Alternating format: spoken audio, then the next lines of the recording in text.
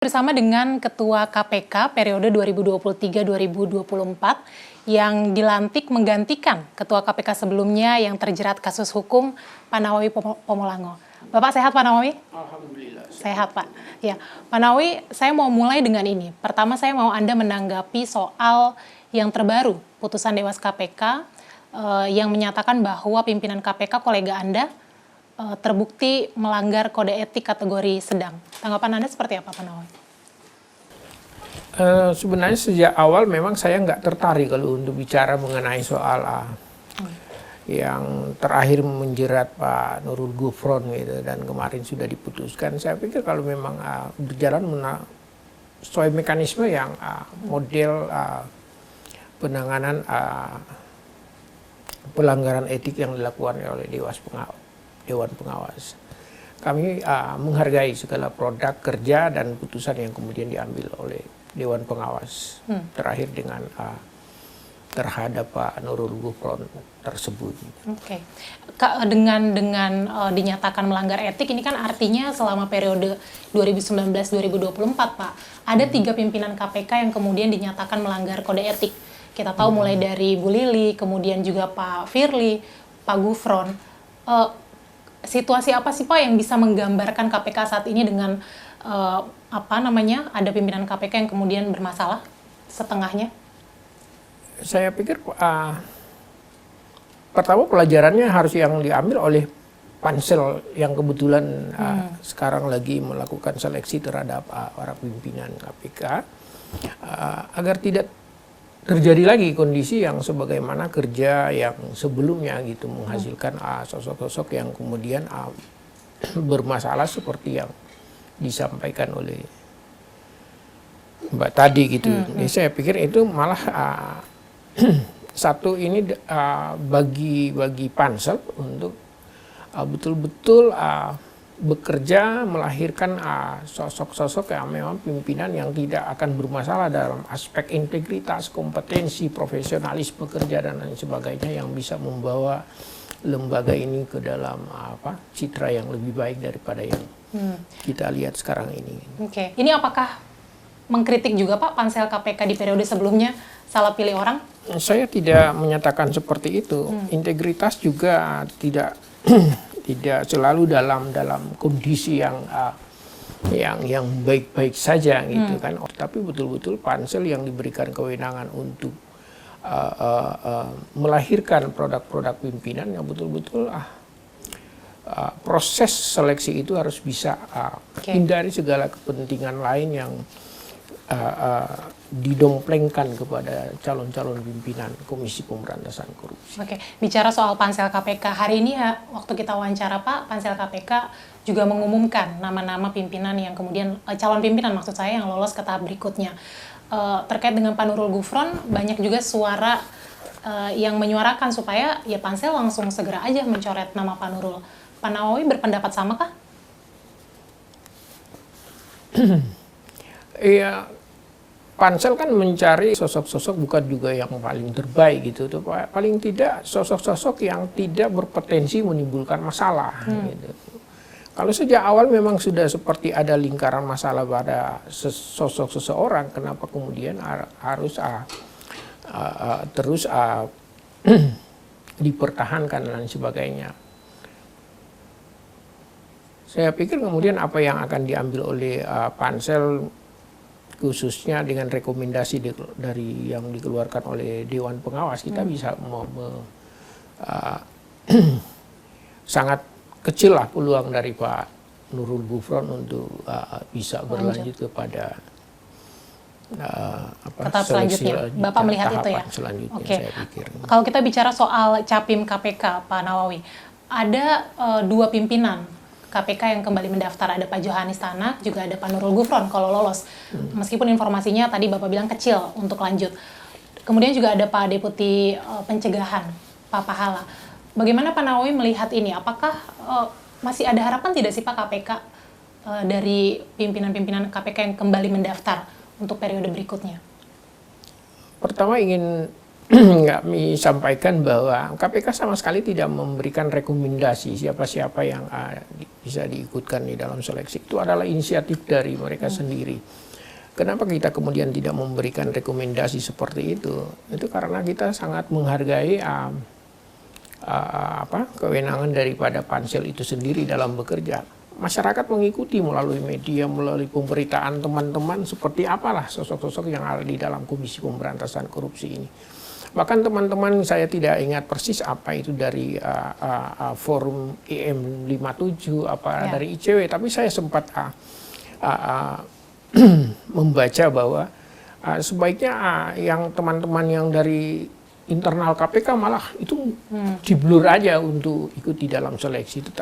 Itulah kami pikir lebih fair kalau kita menyerahkan itu semua kepada kompetensi daripada pansel untuk melahirkan orang tanpa kita melihat bahwa ini dari KPK atau di luar daripada Komisi Pemberantasan Korupsi. Tapi Pak Nawawi sebagai kolega ketiganya Pak, ini melihat gimana Pak? Ketiganya nanti kalau kembali memimpin KPK? Saya sama sekali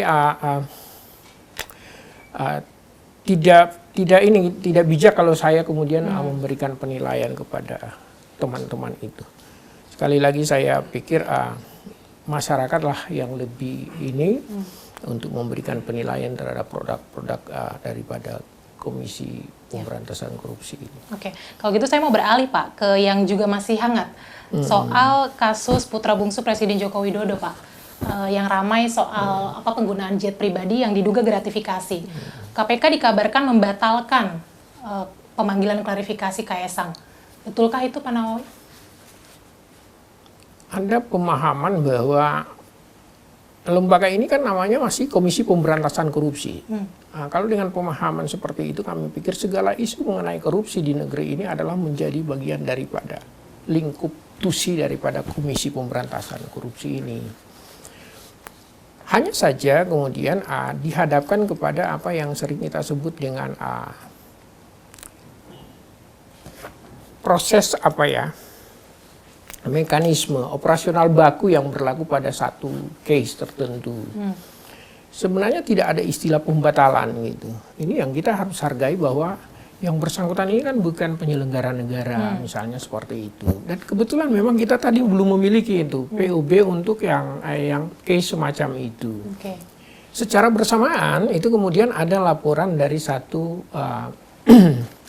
lembaga swadaya itu Maki. Nanti ujungnya misalnya ada kaitannya dengan penyelenggaraan, dapat menjadi tidak masalah gitu. Jadi kebetulan di Direktorat Pelaporan Pengaduan Masyarakat itu ada prosedur yang lebih pas, maka kita alihkan, kita pindahkan itu. Ya, proses penanganan yang tadinya diberikan kepada Direktorat Gratifikasi dan LHKPN itu ditarik dilakukan di Direktorat PLPM itu sendiri dengan sebagaimana tadi kami sebutkan ada pelaporan dari teman-teman di Maki tadi. Apakah itu hanya sebatas masalah birokrasi saja, struktural atau SOP saja Pak? Atau betulkah KPK ada tekanan? Karena kita ingat kan sebelumnya juga Wakil Ketua KPK Pak Alexander, Pak Nawawi juga termasuk yang cukup kencang bilang bahwa KPK punya wewenang untuk mengklarifikasi Kaesang. Karena kita tidak hanya melihat Kaesang secara tunggal, tapi Kaesang kan merupakan anak penyelenggara negara, adik penyelenggara negara, ipar penyelenggara negara. Jadi KPK punya wewenang. Kenapa sekarang setelah huru-hara KPK memindahkan prosesnya ke direktorat lain? Betul-betul ini hanya semacam prosedur administrasinya aja gitu. Enggak ada sama sekali kita kemudian bilang ini gara-gara tekanan. Kalau tekanan itu kita menghentikan itu semua gitu. Tetapi memang di Direktorat PLPM ini sudah ada prosedur yang baku yang kita laksanakan. Enggak ada masalah sebenarnya. Yang kami bisa pastikan bahwa proses itu masih berlangsung dan itu dilaksanakan oleh Direktorat PLPM. Tapi kan kita ingat masih juga segar Pak kasus Rafael Alun waktu itu. Kenapa KPK bisa menindak melalui Direktorat Gratifikasi dan LHKPN hanya karena anaknya viral waktu itu menggunakan mobil Rubicon. Nah, artinya KPK punya preseden untuk menangani kasus seperti itu. Kenapa jadi berbeda, Pak Nawawi? Sangat berbeda gitu ya, sangat berbeda modelnya. Dan yang dilakukan terhadap Rafael Alun juga itu kita lakukan sama dengan kolaborasi antara Direktorat LHKPN, gratifikasi dan PLPM juga. Modelnya sama juga seperti itu juga. Kita klarifikasi mengenai langsung kepada PN-nya gitu kan. Kalau ini kan kita belum menyatakan mengklarifikasi pada penyelenggara negara kaitannya dengan sebut. Tapi ini juga Pak ada dugaan bahwa penggunaan private jet oleh Kaisang ini berkaitan dengan kerjasama pemerintah Solo yang juga kemudian melibatkan kakaknya Gibran Rakabuming Raka yang dulu menjabat sebagai wali kota Solo. Bisakah KPK beralih ke arah sana, Pak? Kita berikanlah ruang kepada Direktorat PLPM untuk menelaah itu. Ya. Sejauh mana sih Pak itu nanti bisa akan lanjut ke tahap penyelidikan dari Direktorat Pengaduan Laporan Masyarakat? Tadi sudah saya sampaikan bahwa memang prosedur baku itu seperti itu. Mereka lakukan telaah, kemudian hasil telaah itu kemudian mereka expose di depan pimpinan bersama direktorat terkait seperti penyelidikan dan lain sebagainya, LHKPN itu kita akan bahas dalam forum. Seperti itu semua. Makanya kami katakan bahwa kalau di sana prosedur bakunya itu sudah ada gitu kan. Yang di LHKPN dengan apa aja yang belum ada. Gitu. Oke. Dipastikan prosesnya masih terus berlanjut ya Pak Nawawi. Pak, ini juga selanjutnya kan menantu Presiden Jokowi, Bobi juga sempat beredar video viralnya juga menggunakan jet pribadi. KPK mulai menyelidik juga kah? Sekali lagi ini belum masuk kepada tahapan penyelidikan ya. Siapapun mereka, kita nggak terlalu membeda-bedain sih. Gitu. Tetapi kita laksanakan berdasarkan SOP yang ada di kita gitu. Hasil telahan itu kemudian dibawa ke forum, kita mengundang juga direktorat terkait lainnya yaitu LHKPN, gratifikasi, direktorat penyelidikan. Gimana? Apakah hasil telah ini bisa kemudian ditingkatkan ke tahap penyelidikan. Menarik tadi Pak Nawawi bilang bahwa semua setara di mata hukum Pak, karena itu juga pernyataan Presiden Joko Widodo ketika ditanya soal menanggapi bagaimana kasus private jet putranya Kaisang. Ini apakah KPK betul-betul akan memastikan bahwa semua setara di mata hukum Pak? Kalau nanti memang ternyata ditemukan indikasi putra Presiden menerima gratifikasi misalnya, apakah KPK punya taji untuk menyidik kasus ini? Sejauh ini dengan sejumlah pekerjaan yang dilaksanakan Komisi Pemberantasan Korupsi itu semua menunjukkan bahwa memang KPK tidak pernah bekerja dengan memilah-milah ini dalam kesetaraan. Kita bekerja seperti itu. Mau dia seorang apa yang terkait dengan tindak pidana itu, seorang bupati, seorang anggota DPR, seorang menteri, seorang gubernur, kita nggak pernah membedakan. Kalau terkait dengan tindak pidana yang kita tangani, kita samakan semua gitu. Siapapun itu.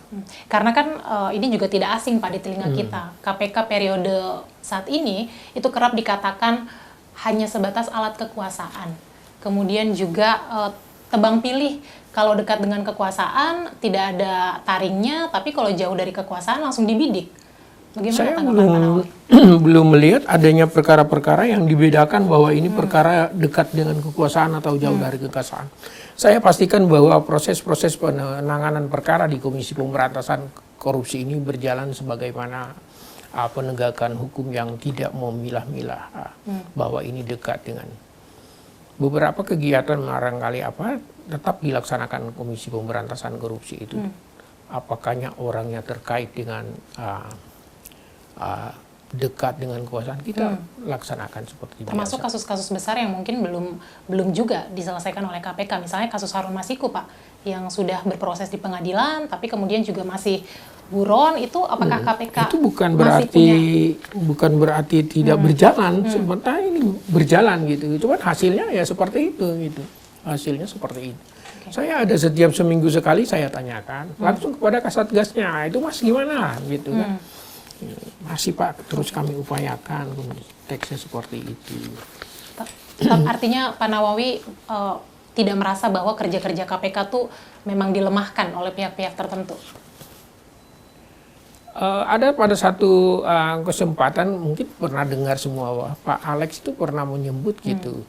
Sebenarnya kalau dengan konteks kami pimpinan gitu, hampir kita tidak pernah kemudian mengatakan ada yang melakukan intervensi terhadap kita. Hanya saja kita pimpinan juga tidak bisa menjamin bahwa jajaran di bawah kami itu, harus diingat juga bahwa beberapa itu pejabat di bawah kedeputian, di bawah direktorat, itu adalah teman-teman yang juga berasal dari institusi lain gitu. Kami tidak bisa memberikan jaminan sepenuhnya bahwa teman-teman ini tidak ini, yang bisa merasakan itu kan hanya mereka. Cuma dari kerja-kerja mereka sejauh ini yang mereka masih terus patuh pada perintah yang memang kita produk dalam satu forum rapat pimpinan bersama itu. Kita masih percaya. Apakah Pak Nawawi merasa bahwa Undang-Undang KPK yang direvisi tahun 2019 itu menjadi salah satu faktor misalnya jadi membatasi kerja KPK? Karena kan ada beberapa pasalnya yang banyak yang bilang bahwa itu membatasi kerja KPK. Pak Nawawi melihat itu kan?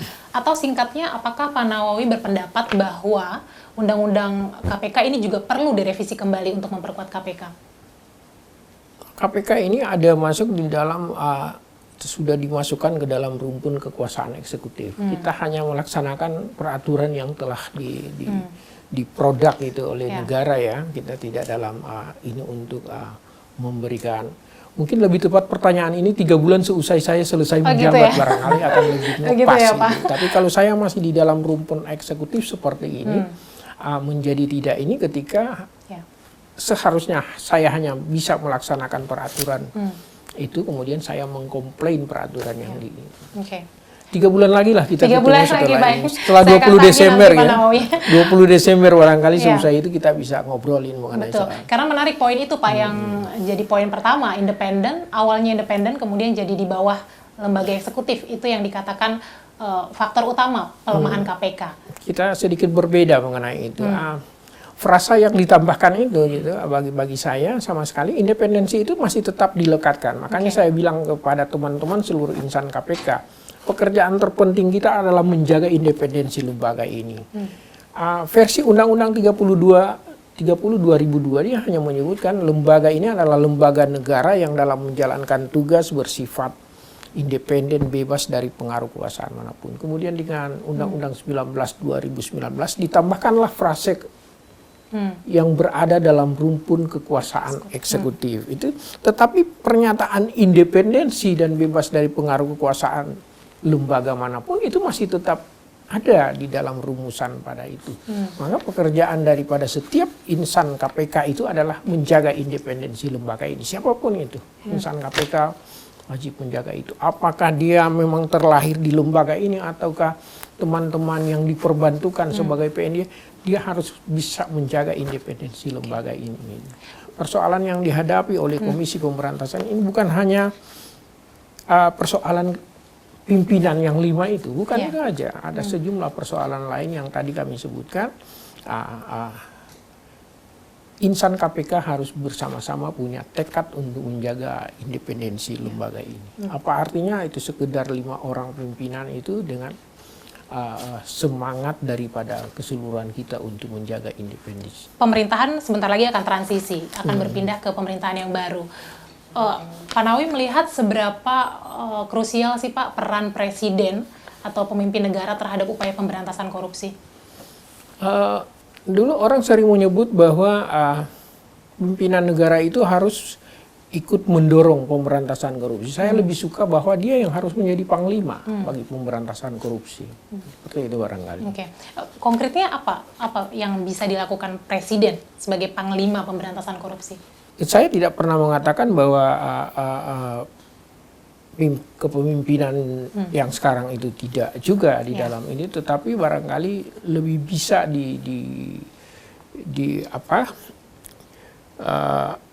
terjemahkan gitu di dalam setiap kebijakan-kebijakan bahwa itu. Kita pernah misalnya melakukan rekomendasi terhadap kebijakan mengenai bansos dan lain sebagainya. Kita pernah Komisi Pemberantasan Korupsi. Apakah kemudian pelaksanaannya sesuai dengan rekomendasi yang seperti itu dan lain sebagainya. Banyak lagi kebijakan-kebijakan yang barangkali bisa melibatkan lembaga ini. Karena lembaga ini memang diamanatkan untuk 6 produk kerja itu tadi. tugas pertama daripada lembaga ini kan adalah melakukan upaya-upaya pencegahan agar tidak terjadinya tindak pidana korupsi. Tetapi sharing kepada kita untuk setiap kebijakan itu boleh dikatakan masih terlalu sedikit. Gitu. Dulu kita pernah mengenal misalnya ketika seorang, bukan berarti saya ingin agar presiden berikutnya menjalankan seperti yang itu, tetapi kita pernah punya cerita misalnya ada calon menteri yang disodorkan ke KPK. KPK juga jangan terlalu ekstrim banget langsung dimerahin, dihijauin. Tapi paling tidak ada semacam sharing lah gitu ya. Orang mau mendapatkan piagam penghargaan aja gitu, itu dikirimin kepada kita untuk dicari terus konditenya. Apalagi kemudian ini akan menjadi pembantu-pembantu presiden yang betul-betul orang yang menjadi pekerja daripada segala kebijakan presiden itu. Tapi tidak apa-apa kalau itu jadi usul kepada presiden yang kita baru. Tidak perlu mengusulkan ketika gitu. Memilih, makanya saya dari awal saya katakan tidak bermaksud menggiring presiden selanjutnya untuk melakukan itu. Tetapi sharing terhadap segala produk-produk sosok-sosok yang bakal memimpin menjadi apa bagi negara ini tidak berlebihan, karena itu tadi tugas pertama dari Komisi Pemberantasan Korupsi itu nomor 1 itu melakukan pencegahan terhadap segala sesuatu yang potensi melahirkan tindak pidana korupsi. Kalau kita udah tahu orang ini lagi bermasalah, ngapain kita ini kan misalnya, atau orang ini punya catatan seperti ini, ngapain kita terus ini kan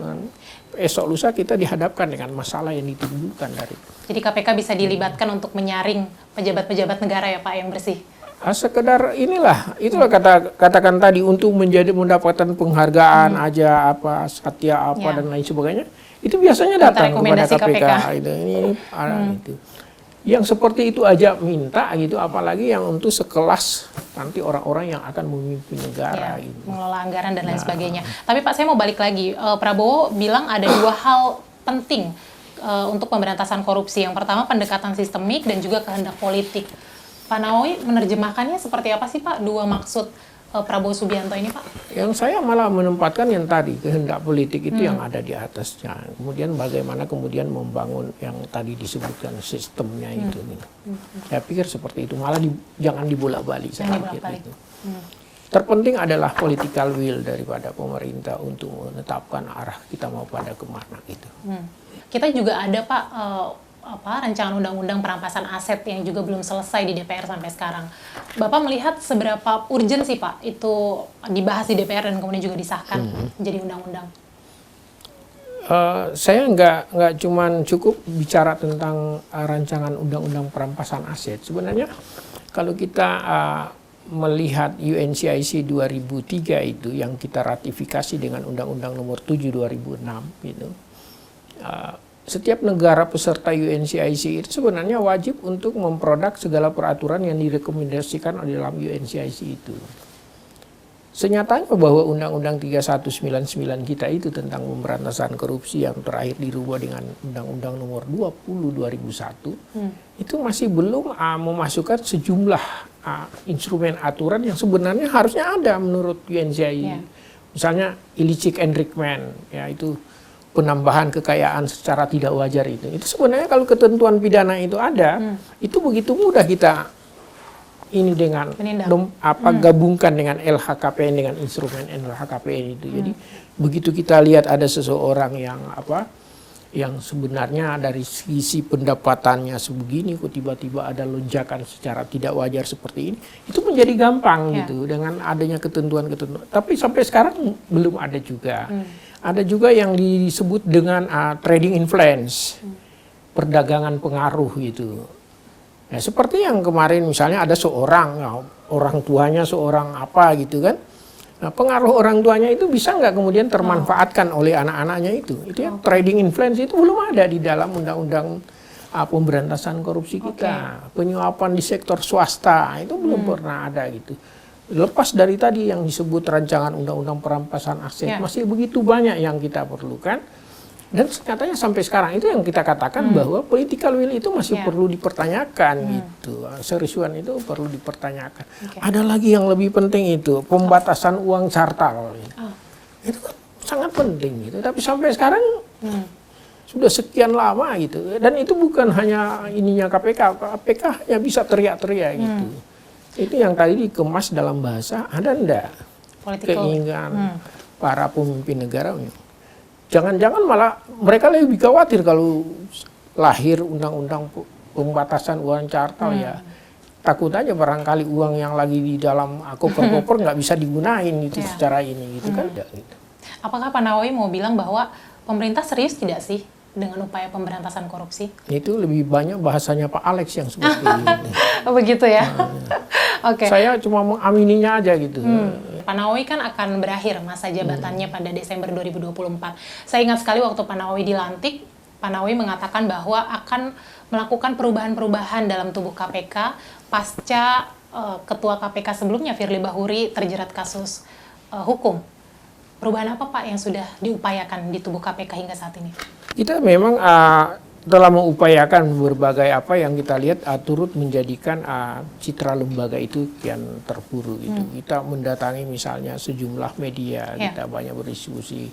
Saya juga dan teman-teman pimpinan juga menghimbau kepada seluruh kedeputian, kesekjenan yang ada agar kemudian bisa membuka ruang komunikasi lagi yang lebih baik dengan para teman-teman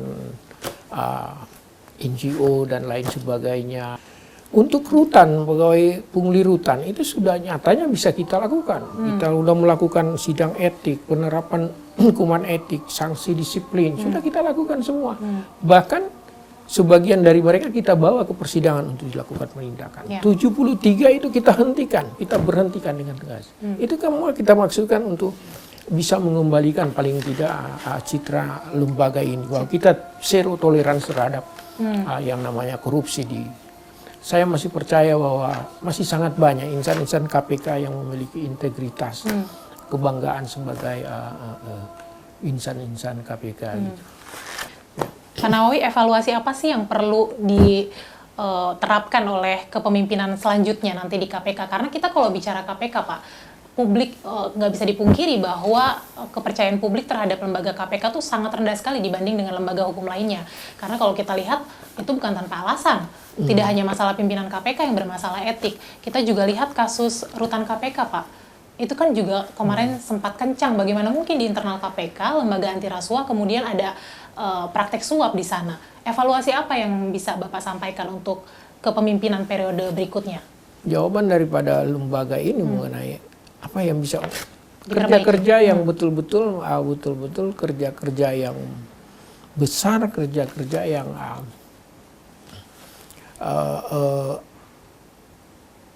bisa memang memberi pengaruh kepada masyarakat bahwa memang pekerjaan itu seharusnya dilakukan oleh lembaga Komisi Pemberantasan Korupsi. Kita masih bisa berharap pada integritas insan KPK, Pak? Sekali lagi. Saya katakan saya masih percaya dengan itu. Kalau ada insiden yang seperti itu adalah pengecualian daripada yang kita lihat. Pengawasan juga antar atasan langsung itu. Jadi harus ada konsekuensi kalau kemudian anak-anak di bawah itu sampai terjerembab di dalam satu perilaku yang tidak benar. Itu atasan langsungnya itu harus kita inikan juga gitu. Ya. Harus kita tegak lurus 1,2 tegakkan gitu juga. Kita harus jatuhi sanksi juga ya karena gagal di dalam hal pengawasan itu. Apa yang berlangsung di rutan Komisi Pemberantasan Korupsi kita pikir adalah cerminan dari tidak berjalannya pengawasan yang seharusnya dilakukan oleh lembaga ini. Oke, Pak Nawawi, betul-betul terakhir ada yang ingin disampaikan Pak terkait kepemimpinan Bapak selama di KPK, mungkin ada yang mau disampaikan kepada publik? Saya berharap momennya kebetulan ini momen pansel untuk memilih, kita nitip gitu bahwa nanti pimpinan-pimpinan yang bisa terpilih itu betul-betul orang yang penuh integritas, kompeten, profesional.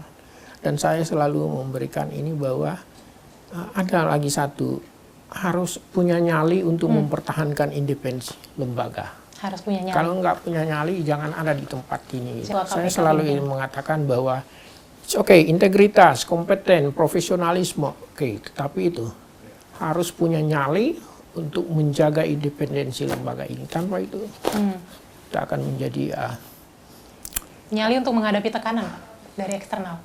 Saya lebih menggunakan istilah intervensi itu.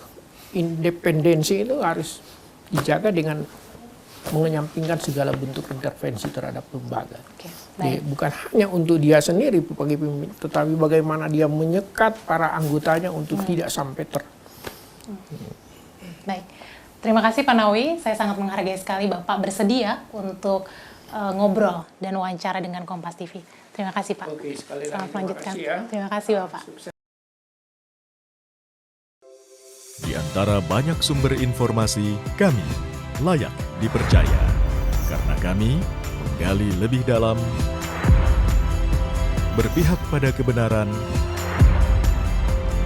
berpegang pada data dan fakta, agar layak Anda jadikan referensi.